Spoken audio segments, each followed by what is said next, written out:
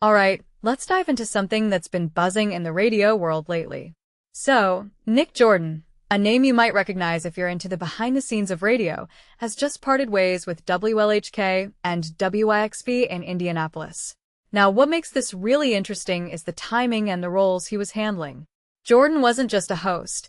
He was also the assistant program director, APD, for both stations, which means he had a significant hand in shaping the music and content you hear on 97.1 Hank FM and B105.7.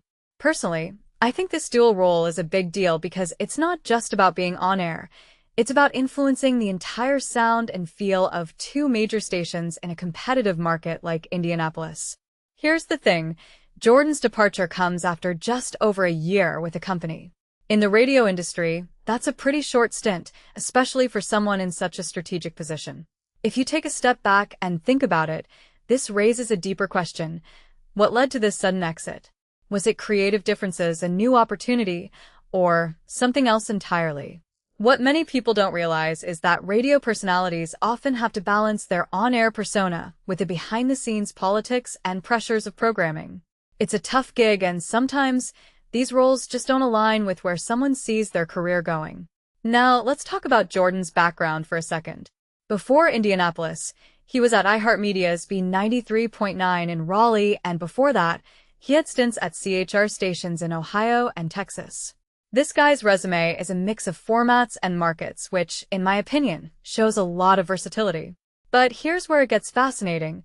Country Air Check reports that the company is looking to fill not just one, but both of Jordan's roles, APD, music director, MD, and afternoon host, at both stations. That's a lot of responsibility to hand over to someone new. What this really suggests is that the company is looking for someone who can hit the ground running and maintain the momentum Jordan helped build. From my perspective, this situation highlights a broader trend in the radio industry.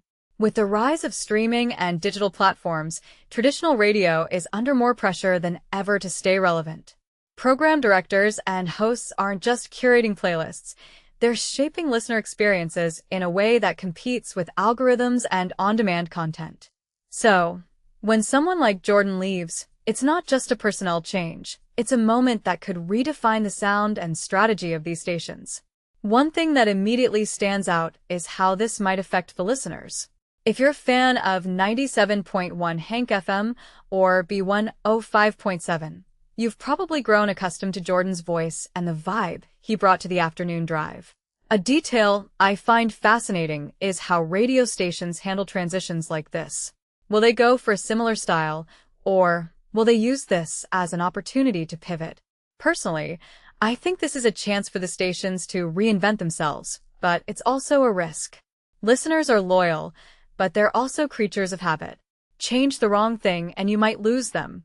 So, what's next for Nick Jordan? That's the million-dollar question.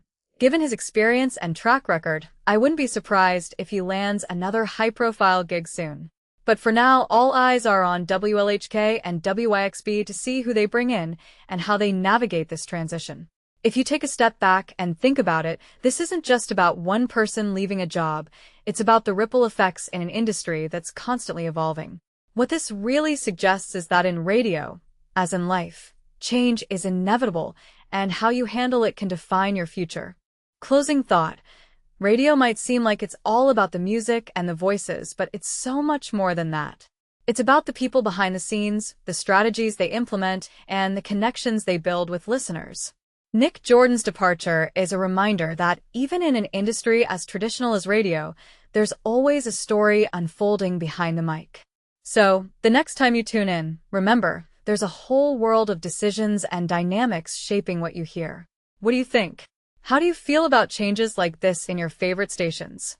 Let me know in the comments below.